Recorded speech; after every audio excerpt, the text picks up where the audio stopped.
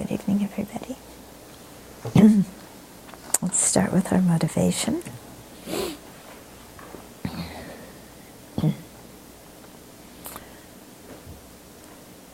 And really come back to what it means to take a body under the influence of afflictions and karma. Remember the nature of this body, how it gets born, ages, gets sick and dies without our control,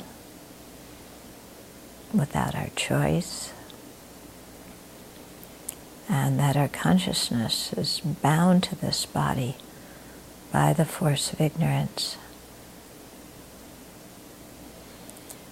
When we think of how much outright suffering that produces, as well as the dukkha of change and the dukkha of pervasive conditioning, then we generate a strong wish to stop this cycle, to be free of this kind of body, and to have some choice. For example, choosing like the Arhats do to remain in meditative equipoise on emptiness, or choosing like the Bodhisattvas and Buddhas do to take a different kind of body and manifest in the world for the benefit of sentient beings. So let's generate that kind of wish to break this cycle, and particularly to gain the body of a Buddha that can tirelessly work for the benefit of sentient beings with wisdom, compassion, and power.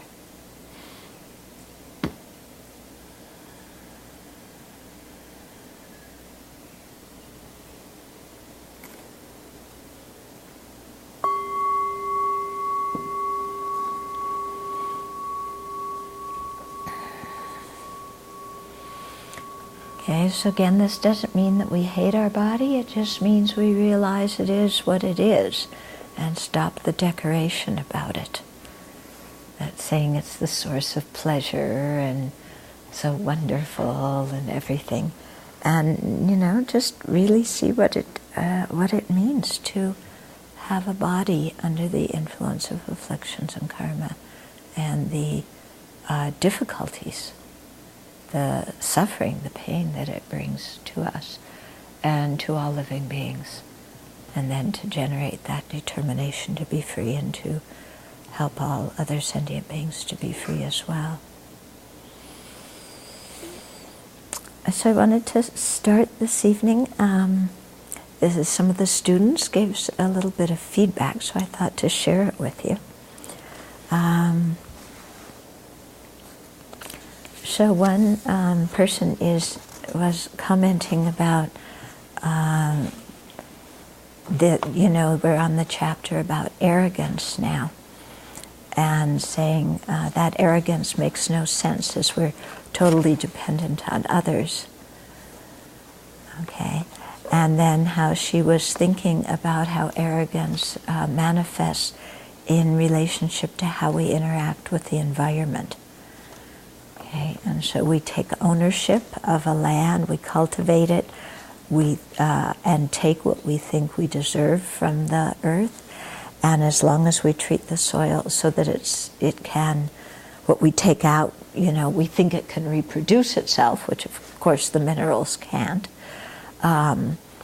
We keep taking and taking and taking, and that at a certain point the earth runs out because of our arrogance, and we haven't really respected what the earth can and can't do.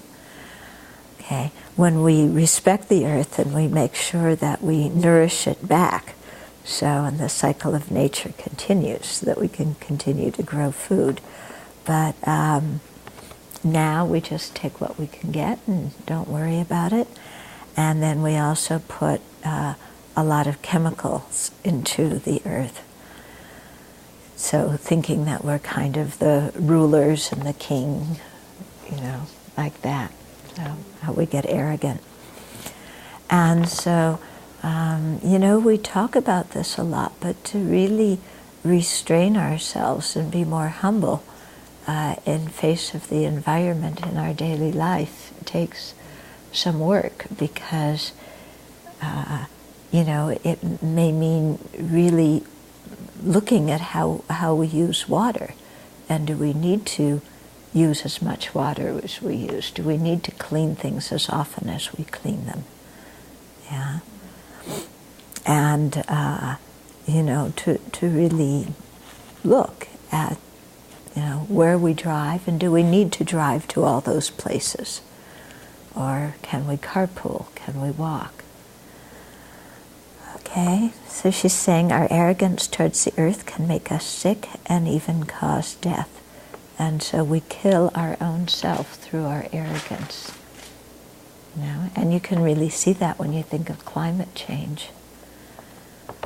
Okay, so it's not the earth or the weather that's doing that to us, it's us. Yeah?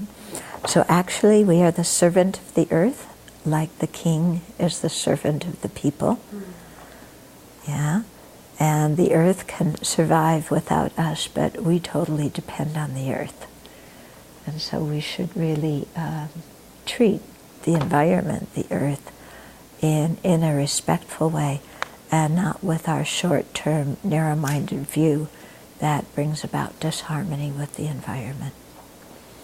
So I thought that was very good, to really, we've been using the example of a king, and, somebody who's powerful, but to really generalize that to our attitude in general, how we look at not only the earth and the environment, but how we look at other species, and how we think that animals are there for us to eat or for us to use for labor, and we don't think about the feelings of those animals.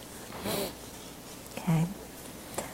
So talking about animals, that brings us into the topic, the questions that came last week at the end about people saying that when an organ has been transplanted, then, So somebody wrote me about that, and, had read the book. The book is called The Heart's Code, Tapping the Wisdom and Power of Our Heart Energy. And the author there, mentioned some transplant experiences. But it made me think, we all think, oh, that's kind of cool, you transplant somebody's heart, and then, maybe that way you could get a better personality or something like that. You adopt some of the habits of the other person. But it made me think that I've also heard about eating meat, that, when you eat meat, you are taking the energy of the animal. And since animals, their chief character is of ignorance, that you're taking on kind of that ignorant energy by eating meat. So if you think it's kind of cool that, that it happens when you transplant a heart, then think of what you're getting when you eat meat, and that the meat goes into every cell of your body. Yeah. So this person, the second person, also commented on that. Also said that one thing that isn't covered in the third chapter of the 400 stanzas is what to do with our unclean bodies when we are no longer using them. Okay, so at the time, the cremation got was the method of choice. Today there are carbon dioxide emissions to consider. Yeah, so I think that's a very important point. The Time magazine just did an article about cremation and saying how many more people are choosing to cremate the cremation now, and how much cheaper it is than burying, and doesn't take the land, and for burying, and you don't need the same kind of vault and hearse and all this rigmarole that people do. So in one way, it seems like a good idea.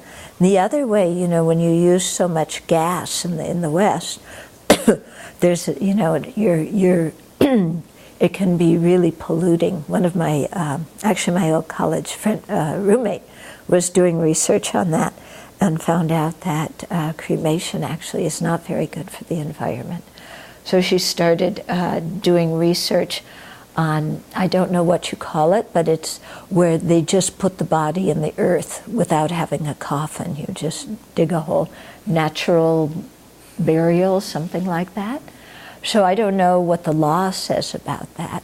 It's funny how the government regulates what you do with a dead body. So strange, isn't it? Yeah, but you know, it's something maybe we should investigate.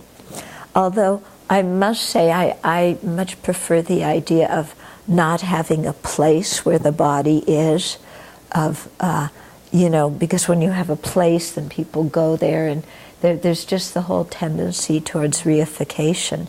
Whereas, you know, with cremation, you're just gone, which is exactly, you know, when you die, you know, the person you were stops, and there's a continuum of the general I, but the specific I of this life ceases, and you get another specific I of your next life. Yeah, and I think it's important to remember that. Otherwise, people make it so solid, like they do sometimes when they talk about the incarnations of different lamas. It's as if they think it's the exact same person with the same personality, just kind of picking up and moving into another body. And it's not exactly like that, because there is no fixed personality at all. Okay. So this particular person said, I think the most beneficial thing for other sentient beings is to donate my body to medical science so that it can help educate physicians who can in turn help sentient beings. So that's something that people may want to consider, you know, donating your body to medical science, because some people may go, oh, but my body, I want to treat it respectfully. I don't want these people dissecting it. You know, once we die, it's not our body. Actually, it's not even our body when we're alive. The genes came from our parents, and the food came from other sentient beings. Okay. Okay, so donating to medical science is also another useful option that people can consider. And he says, has how to dispose of the body ever come up at the Abbey, other than in the context of giving it metaphorically in the course of bodhisattva practice? And so I have to say yes, that a few years ago we all sat down and we did our living wills and our spiritual wills and our worldly wills, and so many people expressed at that time what they wanted to have done with their body when it's dead. Since there's some new residents at the Abbey, I think it would be very good if we did that whole exercise again, and everybody did it again and thought about it. Yeah, and also with this new information of, you know, how to lessen our carbon imprint when this body dissolves. I mean, I would be perfectly happy to put the thing in the meadow and let the birds eat it. I wonder if the government will let you do that. You know, no? It's a public health issue. It's a public health issue? That's how they're wired. Yeah. Even though you're out in the middle of nowhere in the countryside?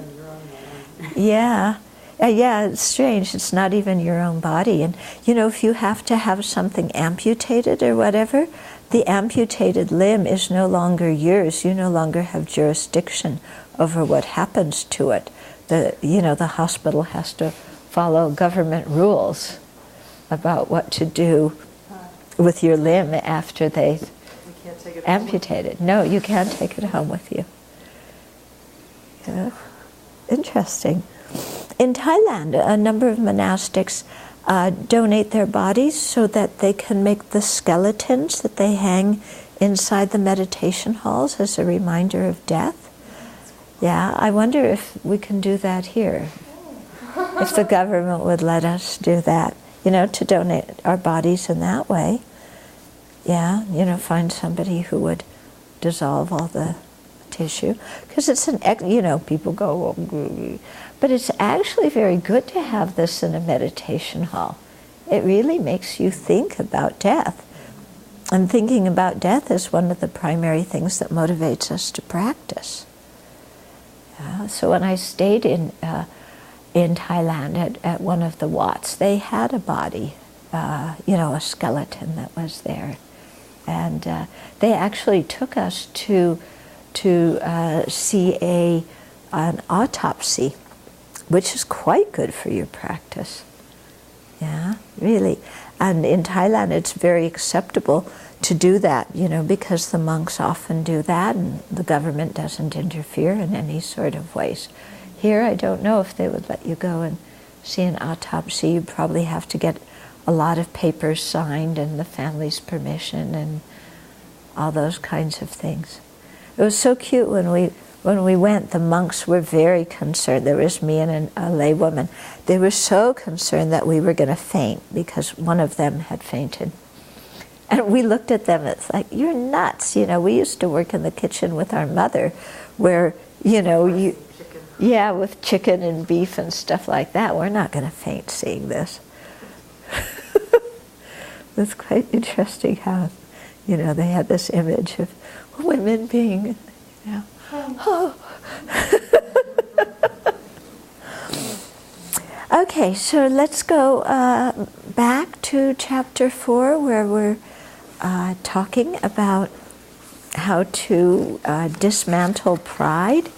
So it's called, the chapter is called Abandoning Arrogance, and we're using the example of a king because a king has power and wealth and is the epitome of success in society.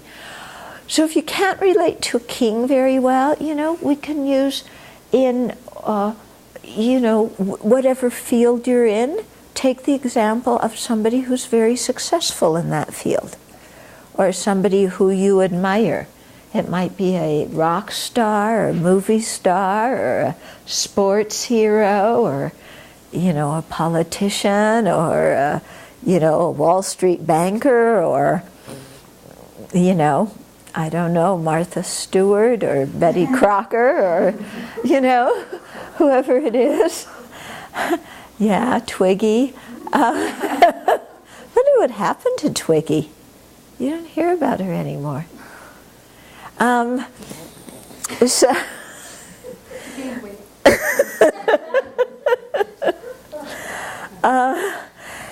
but whoever you think is the epitome of success, who has success, power, wealth, fame, good reputation, and then see how that person, it's so easy for that person to become rather smug and rather arrogant because of the condition around them.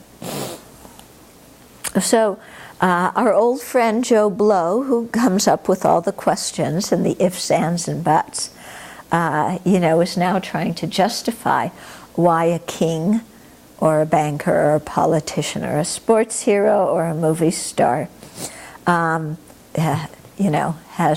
their arrogance is justified. So he says arrogance is appropriate because a king controls the giving and getting of wealth. Yeah? So a king, controls who gets the wealth, he controls who gives the wealth. So Aryadeva responds in verse 78, when those in his care receive their due, they think of their master as the giver. When the master gives what is to be given, he thinks with conceit, I am the giver. Okay, so what that means is that when those in the king's care receive their wage for doing the services that they were employed to do, they usually think of themselves as inferior and as the king as very great and superior. And similarly, the king thinks, I am the giver, I dispense the wages, and gets quite conceited about it. And Aryadeva says this kind of arrogance is really quite inappropriate, because when you pay somebody their wage, you're just giving them what is theirs. So why do you get so arrogant? Because you're just giving them something that they earn, that you've been holding on to. Okay, so he shoots down Joe Blow's reason for why a king's arrogance is justified. So similarly, you know, if you hire people and do things, you know, if you start getting conceited, I'm their boss because I pay them, what's the big deal about paying them? You're just giving them what they earn themselves, what is rightfully theirs. There's no reason to be conceited about it. Okay, then Joe Blow says, arrogance is appropriate because a king is free to enjoy all objects. Yeah, so I don't know about you, but I remember when I was little and I thought, you know, kings and queens and princes and princesses, they always got their way. Yeah, you know, that's how you're raised, like this, a person with power always gets whatever they want. They always get their way. Yeah, but if you really look at the life of somebody like this, they don't always get their way. Yeah, because they depend on all the people who support them. If those other people don't support them, then they can't stay in their position of power. Yeah. Okay, so Aryadeva responds to this thing that the king is free to enjoy everything by saying that which you wrongly regard, others consider a source of suffering. Living by working for others, what causes you pleasure?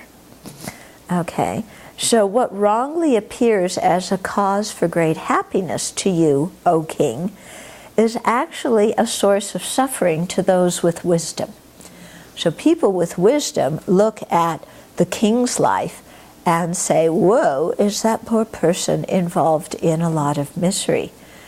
Okay, so since you experience uninterrupted suffering in the process of protecting large communities of people and must live by working for others, it is not a cause for happiness. Yeah. So, you know, really the king, you know, is charged with protecting all these people. And my goodness, you know, it's like a politician or a government officials. They have so much weight on them. You know, I think of the president and having the weight on your back of, you know, do we retaliate to an attack? You know, where do we send armies?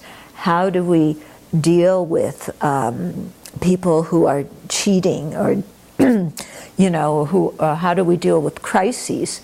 How do we deal with the Wall Street bankers? You know, that if you have the, you know, at least some power to make decisions about that, it's really a lot of responsibility, and there's no clear winning situation. Because you can see, at least in our country, whatever decision a political leader takes, somebody criticizes them. Yeah, it's true, isn't it?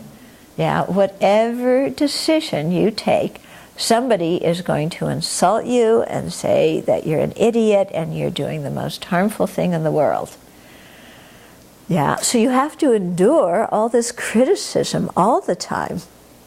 Yeah, and then plus you have to really think of the morality of the decisions you make.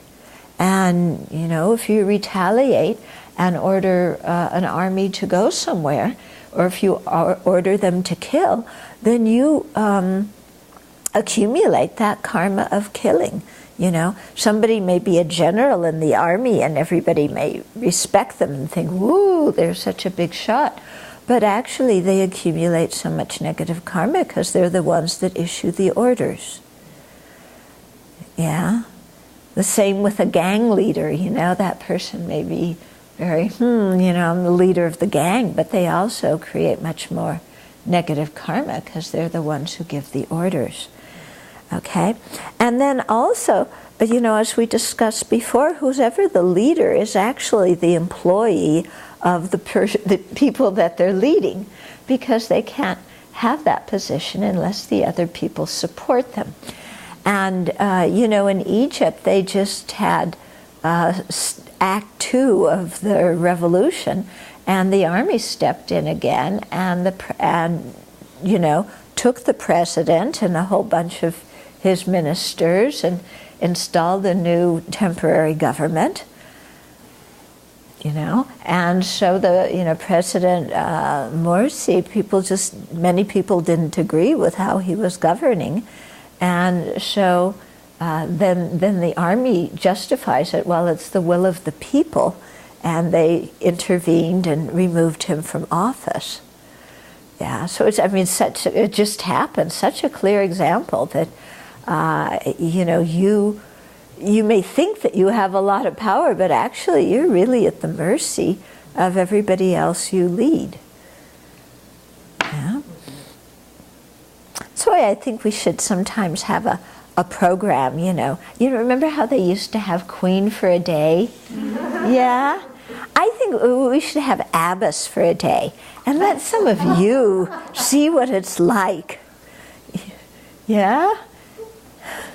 Actually, in some companies they do that. They exchange the jobs, and there's one program I heard in Germany, for example, people are going into kitchen where they give food for poor people or something, or working in old age homes. Those people who have normally managing the company or something. Yeah, do the menial work. Yeah. But you know, I think to you know, because we all have so many issues with authorities and blame things on authorities and complain about authorities, and we don't have any freedom.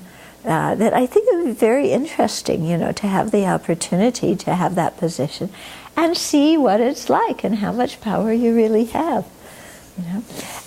And even you think of like President Assad, you know, this guy's an ophthalmologist. He had no intention of going into politics, and he got roped into it because his elder brother died in an accident. And then he has to appease all of his father's cronies in order to remain in power, and, you know, play all this politics to remain in power. And who knows what's really going to be the end of the story of President Assad, you know? It's not a fun situation, not at all. Okay, so Aryadeva says, so King, you live by working for others. So how is that a cause for happiness? Yeah. So how can this cause you pleasure when it's a source of many problems?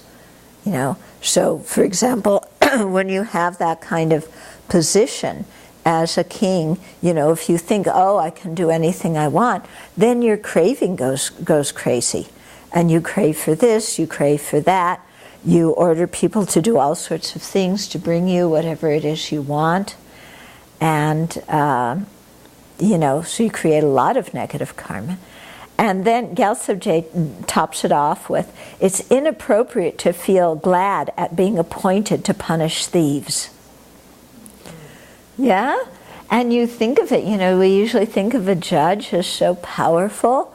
Yeah? Would you really want the power to punish thieves and to punish other people? You know, and the ethical element in that? It's quite difficult. Okay, then Joe Blow says, arrogance is appropriate because a king is the protector of the people. And Aryadeva says, when a ruler seems to be the protector of his people as well as the protected, why be proud because of one, and why not be free from pride because of the other? Okay, so a ruler seems to be the protector, So you say, therefore, his conceit is justified. But he's actually the protected. Yeah. So if you're going to be proud of being the protector, why aren't you free from pride and very humble when you play the opposite role and that you're the protected? Because all the populace protects you as the king. Yeah. And you can see, like with our government, you win an election and you think, oh wow, I'm great, I have so much power. And then you need to have so many bodyguards to protect you. Yeah. Okay. So a king may feel arrogant because he protects his people, but the ruler himself is protected by the people, because he could not be the king unless they protected him. Yeah. So why be arrogant? Because of being the protector, and why not be free from arrogance because of being the protected? Okay. And so, for example, if you have two people that mutually care for each other, then, one of them feeling arrogant over the other just isn't appropriate, because it's a very mutual relationship. Okay. So the lion protects the forest, and the forest protects the lion. Yeah. Okay, then Joe Blow says, arrogance is appropriate because a king has the merit of protecting everybody like his own child, like his own children. So it's appropriate for the king to be arrogant because he has so much merit that enabled him to become the protector. So verse 81, Aryadeva says, those in each caste prefer their own work. Thus a living is hard to find. If you become non-virtuous, good transmigrations will be scarce for you. Okay, so in our degenerate age, many people are not trustworthy and are engaged in not a lot of non-virtuous actions. So it's very difficult to make your living without any problems. Okay, and this goes for the king as well. So before we were saying that a king gets paid 1/6 of the wealth of each household.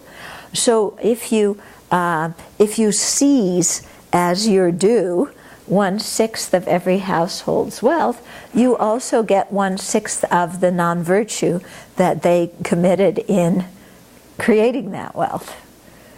Okay?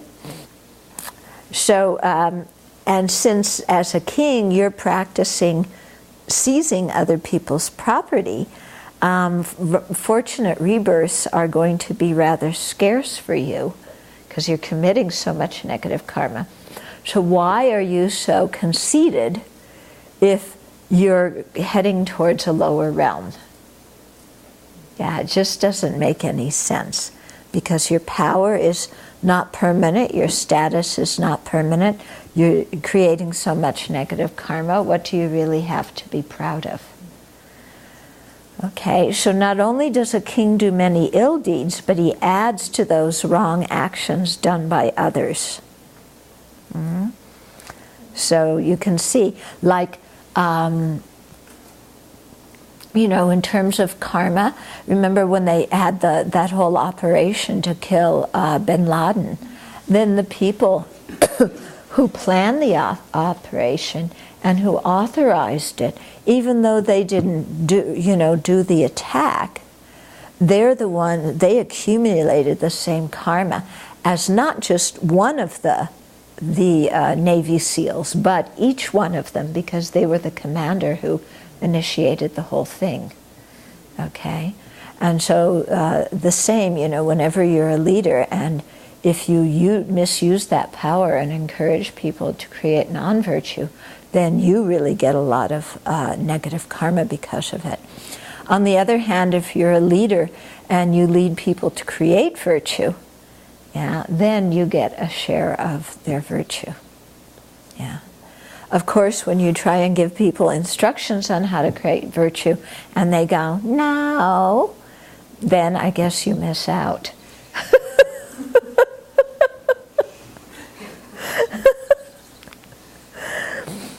Okay, then, yeah, like you tell somebody, oh, it's good to set up an altar every morning, and they say, no, I'm too tired in the morning. Yeah, then you don't get, you're doing something virtuous by instructing them, but you would get more virtue if they actually did it. And they would actually get some virtue too if they did it. So when there's a politician got selected, and by his selection, so he also he has his monthly salary, and this comes from the money of the citizens who support the party, and he is maybe or she is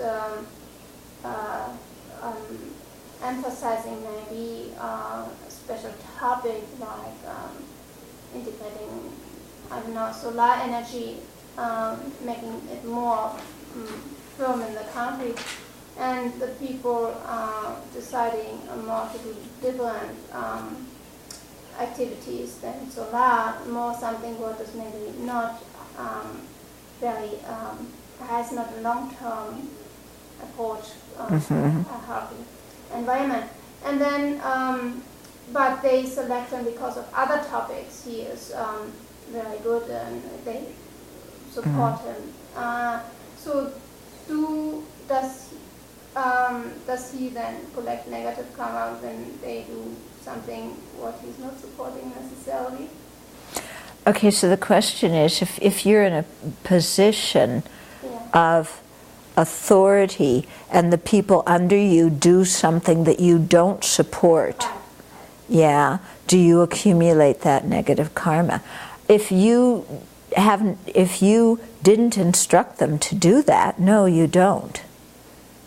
Okay? Or if you instructed them to do something else and they did that negative action anyway, then no. So for example, like in Washington, and it goes the other way around, in Washington state, there's the capital punishment. So somebody may kill the people, and if you rejoice in that person being killed and you voted for capital punishment, then you get some karma from killing. But just because you're a resident of Washington state doesn't automatically mean that you get the karma of killing because the state did it if you don't agree with that policy at all. But then I don't understand this first, or this meaning of 1/6, that the king because accumulates this negative karma. Because the king is taking the people's money, that they're not feeling good about giving it to them, to the king, and some of the people may have earned their money, doing things that are not so good, that the king doesn't stop them from doing or whatever, and then the king himself is taking their money by force. Okay. Can I continue and we hold the questions for the question time? Yeah, because otherwise the teaching gets a little bit choppy. Okay.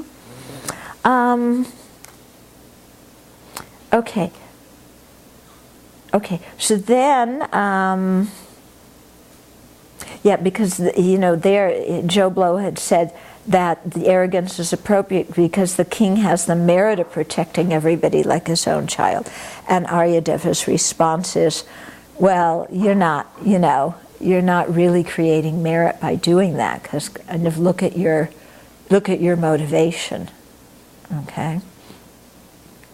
So then Joe Blow says, arrogance is appropriate because the king is the protector of his people and is independent.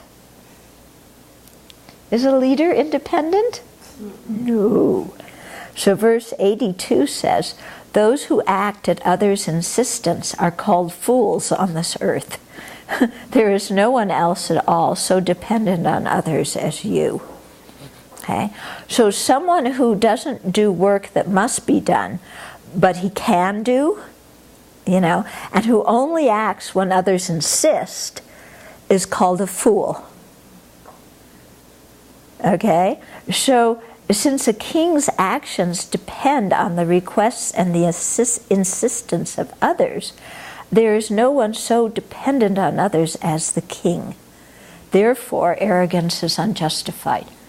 Okay? So, if you're in a position of power in an organization, in a business or whatever, a lot of what you do, if you're holding that power because people elected you to that position, then you have to answer to them. You're not free to do whatever you want. You have to do what they want you to do. Okay? And so Aryadeva is saying, to think that a leader is independent, actually they're more dependent on others, because they have to do what the others want. So you might be the CEO of a company, but you have to do what the shareholders want. Yeah?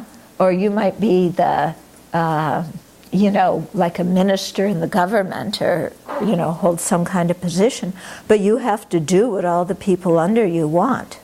If all the people under you want you to do one thing and you don't, you're going to have a lot of problems.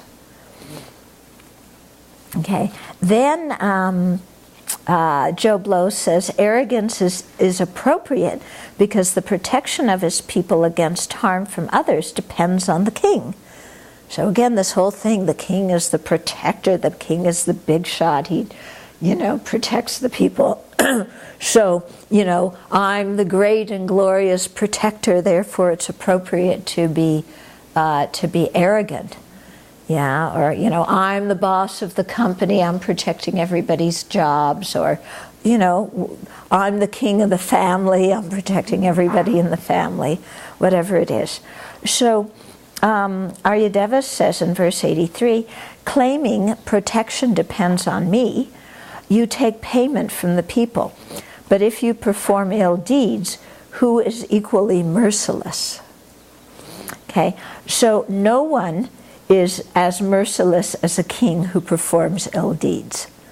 So a lot of, people who get power then do a lot of harmful things.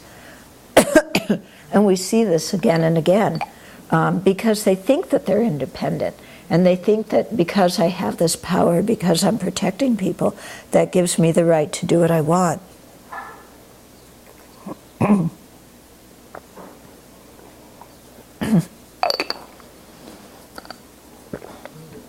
Okay, but no one is as merciless as a king who, imprisons people, takes their money, relocates them without compensation, humiliates them, treats them unfairly, and so forth.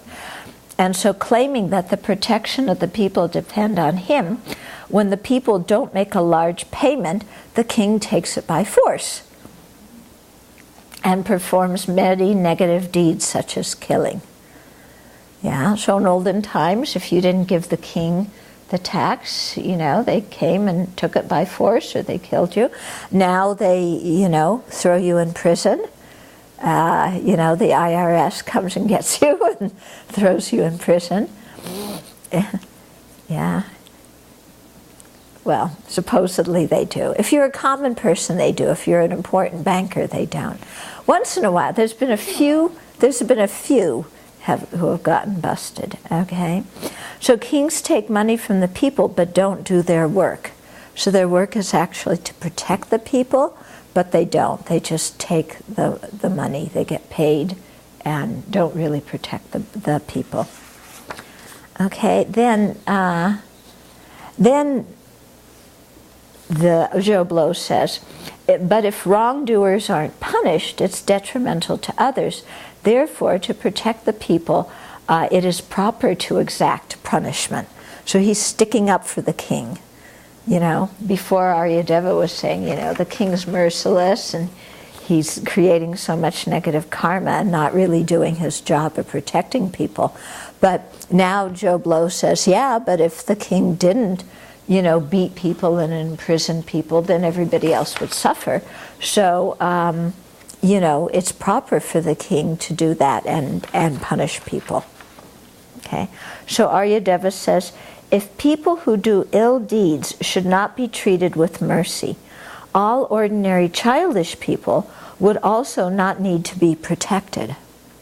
Okay, so if people who do ill deeds should not be treated with mercy, okay, so if people who do ill deeds deserve to be punished, should be beaten and flogged and treated horribly and tortured and so on because they did something wrong, then all ordinary childish people would also not need to be protected because they all have done negative deeds, and so it would be justified for the king to punish them, so then there would be nobody to protect.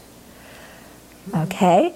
So it's inappropriate to have mercy for people.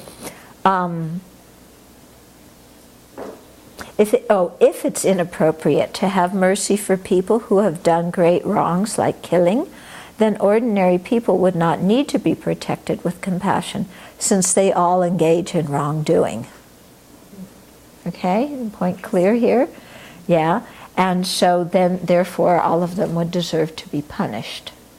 Yeah, so a king should be especially merciful to wrongdoers. Otherwise, although not called a thief, he will be one because of taking payment without giving protection. Yeah? So, that's an interesting thought, isn't it? That if you are a government leader, you're getting paid by the people, and you don't give protection, yeah, and so you discriminate. Some people, you have mercy for, and other people you have no mercy for.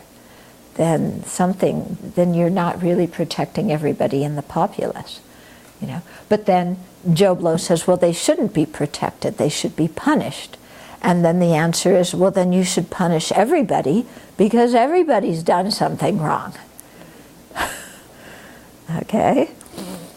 So a king must protect, the populace just as he protects his own body and wealth, even though the wrongdoers are a source of trouble.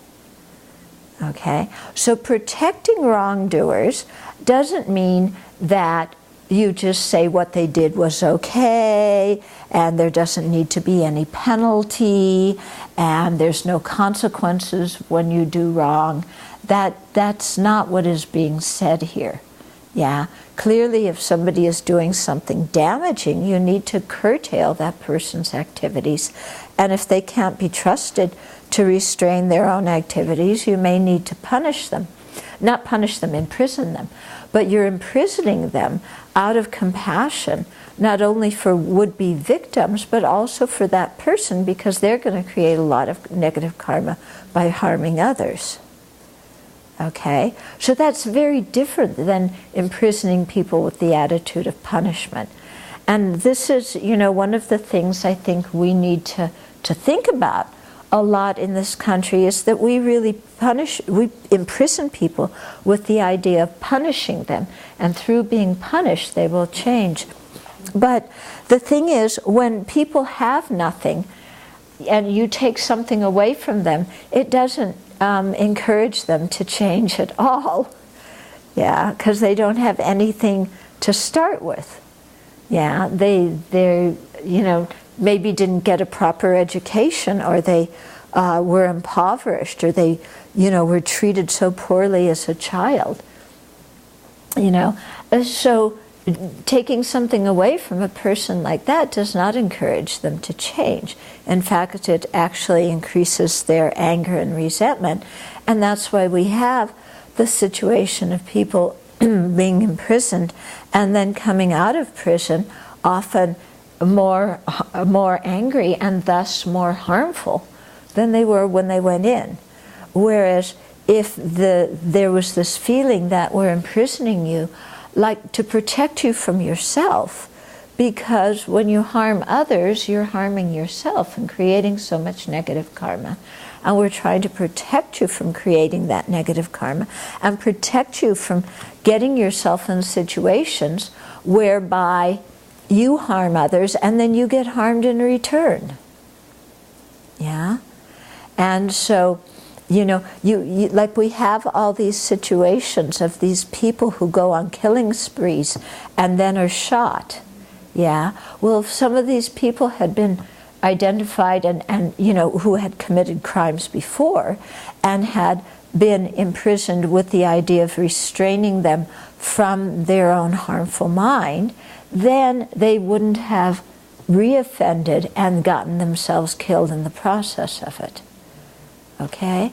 But, you know, they really have to feel that the imprisonment is being done in order to help them, even though they're suffering at the time, and then show that by giving them an education and vocation and doing restorative justice so that they have some opportunity to show their regret to society and to the people that they harmed.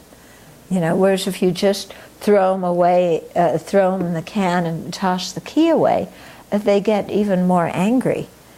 Yeah, and you know, nothing really changes. Okay, then the next verse says, a king who this is Joe Blow. A king who I was going to say Blow Joe, Joe Blow. A king who punishes wrongdoers to protect everybody is not a wrongdoer because he is engaged in helping the good. Okay, so the king who kills somebody or imprisons them or flogs them or humiliates them is not a wrongdoer because he is engaged in helping the good. So verse 85, Aryadeva says, there is nothing that will not serve as a reason for happiness. Reasons such as scriptural statements will not destroy demerit. So what it means is there's nothing that through attachment to wrong ideas we cannot twist to make it serve as a reason for happiness.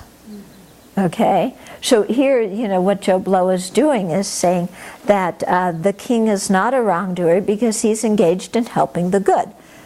Yeah? So, you know, the king murders people and does that, but he's not a wrongdoer.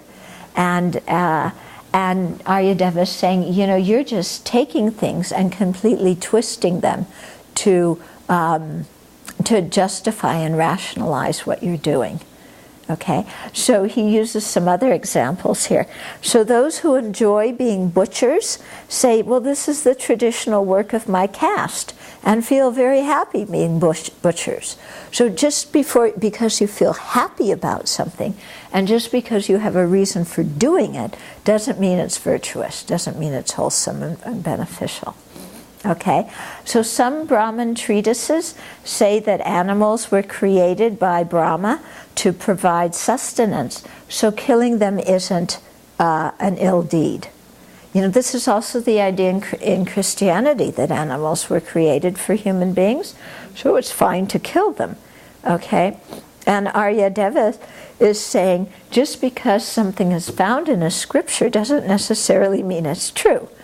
Okay, because if it's something false, and if the argumentation is false and incorrect, it still doesn't destroy the negative karma of people who do those misdeeds, even though the people think that what they're doing is good. You know, so for example, you know, in Nepal, they once a year, usually in the autumn, they do this mass animal sacrifice. And the people think, oh, this is so good, we're propitiating the gods and creating good karma. And just because they think that and they slaughter like thousands of animals, that doesn't mean that they're actually creating good karma. Yeah? And so, you know, similarly, you may be in a position of power and think what I'm doing is for the good of the people. But, you know, if you're mistaken, it doesn't matter what you think or what you're using to justify, it's still negative karma. Okay? So the law may be with you. You know, like due to Citizens United, you know, you can give, you know, multi-million-dollar donations and control the political process, And if you say, well, there's nothing negative in that because it's legal, that doesn't mean it's wholesome. Just because it's legal doesn't mean it's a virtuous deed. Okay, so that's the point that we're getting at here. That we may rationalize negative actions we do for pleasure by using scriptures or other people's instructions. You know, my boss told me to do this, so it's not really negative. Yeah, but he's saying, no, you know, we have to think about what we do. Okay, so there's time for a few questions.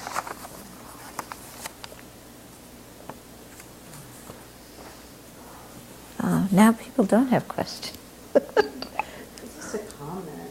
Actually. When you were talking about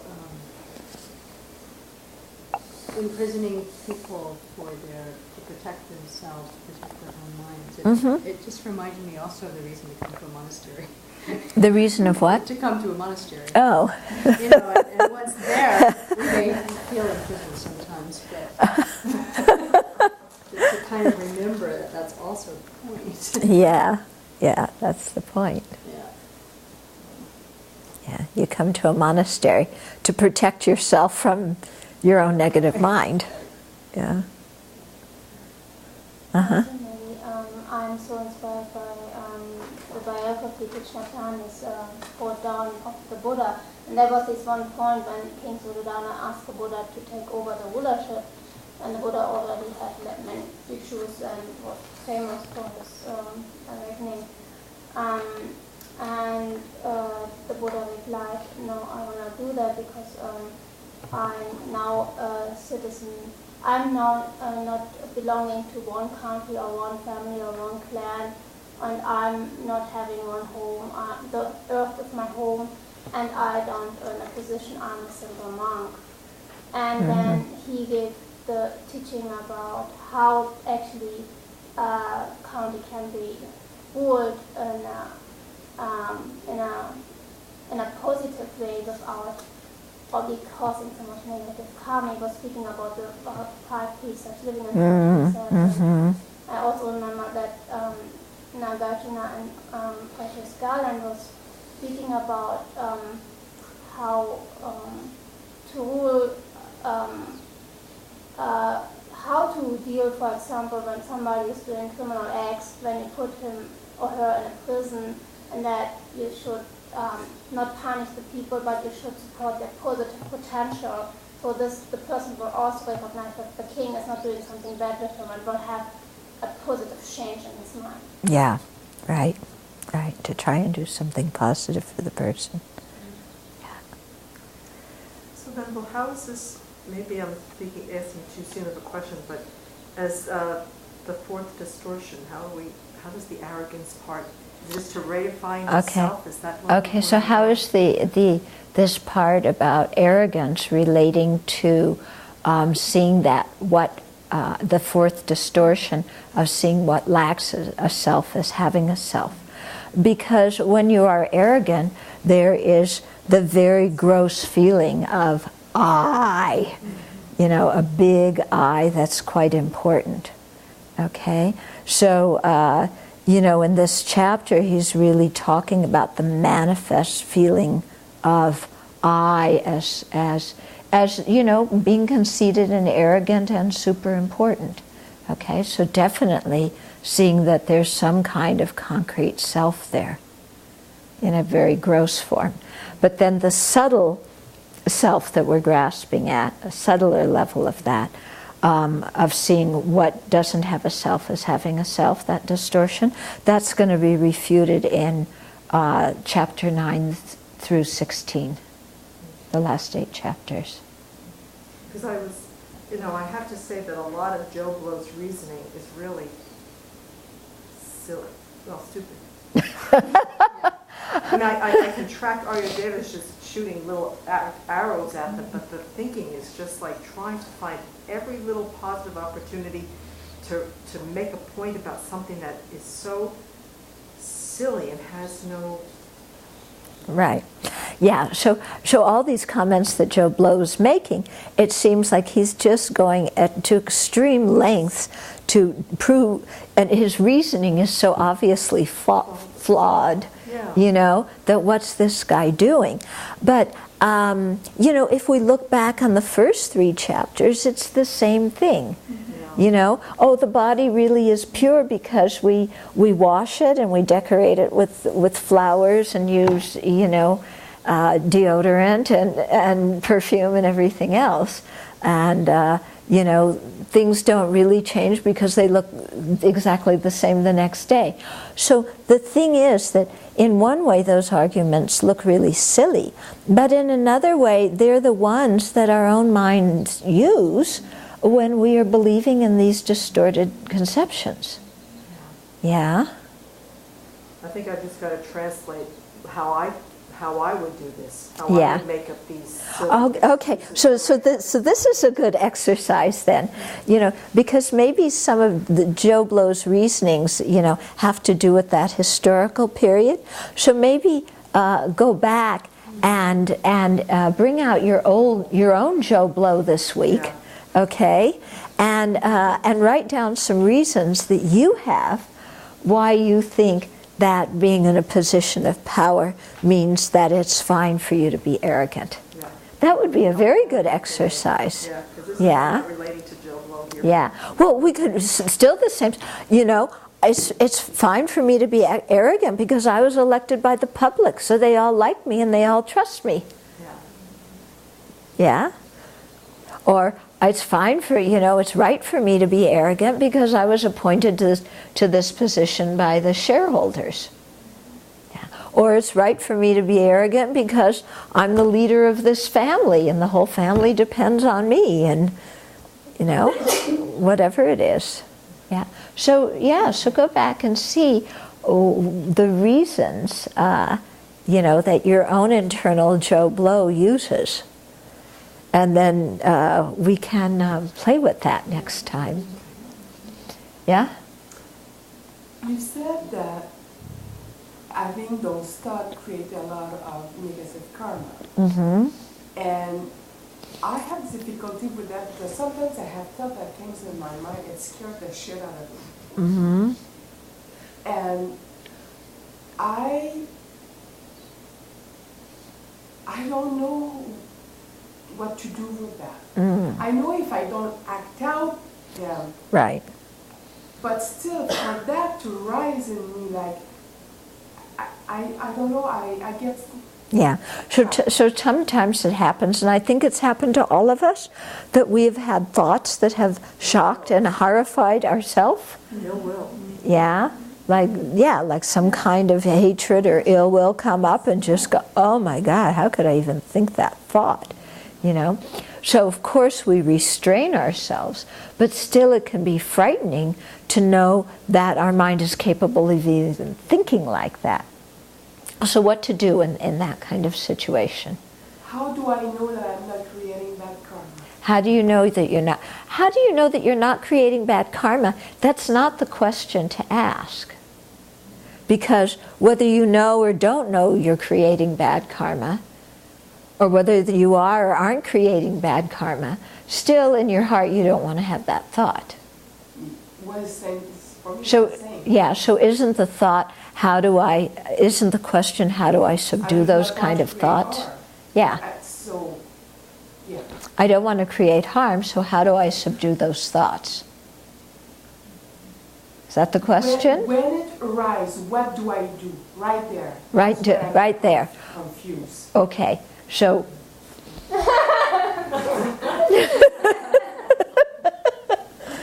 like right now. Okay, so when that thought arises, you know, I want to clobber that person. Yeah. Then you can just say, oh, that's a thought. Release it. I don't need to feed that thought. Or you can say, oh, that thought is, you know, kind of the ripening of some kind of negative karma, and I confess that thought, and I'm never going to follow those kinds of thoughts.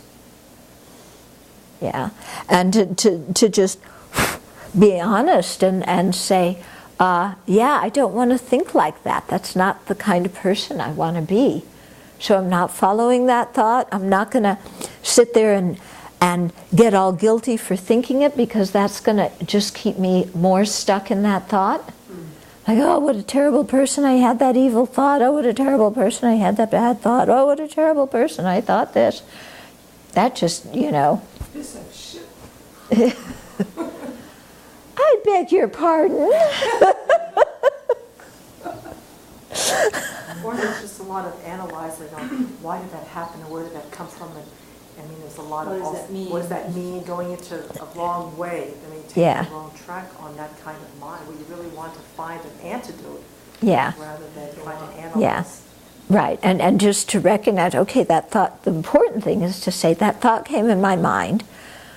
I don't want to follow it. I don't want to be like that. And I'm shifting my attention elsewhere right now.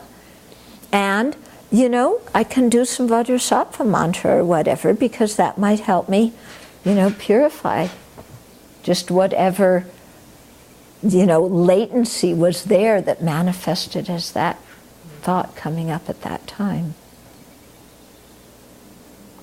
Okay, but this will be the last question. Following the question that Venerable Jan asked about a leader or a king who is not, who doesn't agree with the things that the people do, for example. Mm-hmm. What if, for example, someone, maybe a king or not, doesn't agree with the things that the people are doing, but protects them?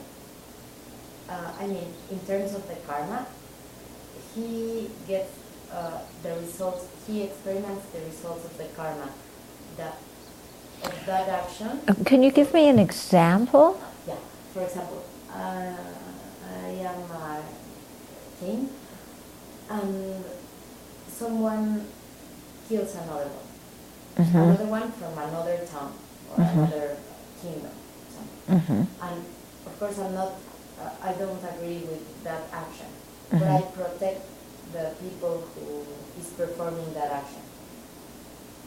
Mm-hmm. My question is, do I experiment the results of killing because I'm being his Oh, okay. They protect. Okay, so if you're the king and one of your subjects kills somebody from another kingdom, but you protect that person, are you accumulating negative karma? I would say if you're angry, you know, and you are, and if you are saying, well, it's kind of good that he killed that person, therefore I'm going to protect him, because why else, you know, if you have power to govern people in a fair way, and you're doing something biased, then there's going to be a negative motivation behind it, isn't there? Yeah. And what if the original person was, if I'm protecting him because I want him to protect me, that's also a self-centered. Well, you know, again, there's so much.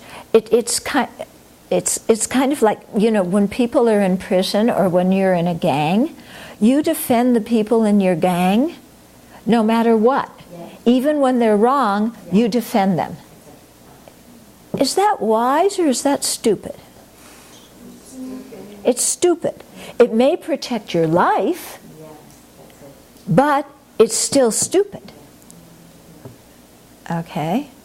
Yeah. So sacrificing our own morality to protect somebody else and to hide somebody else's crime, you can understand how, if somebody's threatened and they're terrified of their own life, how they might do that, you know. But that doesn't make it a good deed. The fact that they would be frightened and forced by circumstances, I think, would make it less negative than if they were really angry and vengeful and, you know, oh, I'm so glad, I want to, you know, stick up for my teammate because I'm really glad they killed that person. You know, it would certainly, if you're doing it just to protect yourself, it wouldn't be as negative as if you're really angry. Yeah, but still, yeah. Families do it. Yeah, right. Families do it, don't you? Yeah. Yeah. Yeah, you protect your family no matter what. You lie, you cover up. loyalty. Yeah, a wrong sense of loyalty, a distorted sense of loyalty. But we're also taught like that, aren't we? Yeah, for sure. You know, society really encourages us to be like that. Yeah. But it's interesting because when gang members do it, you say it's stupid. When somebody in your own family does it, you say, but we all stick together and protect each other, and we're not really we're not really bad people, and that person just did something that time and they won't do it again, so we really need to protect them.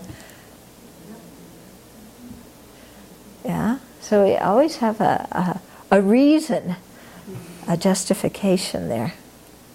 Mm-hmm.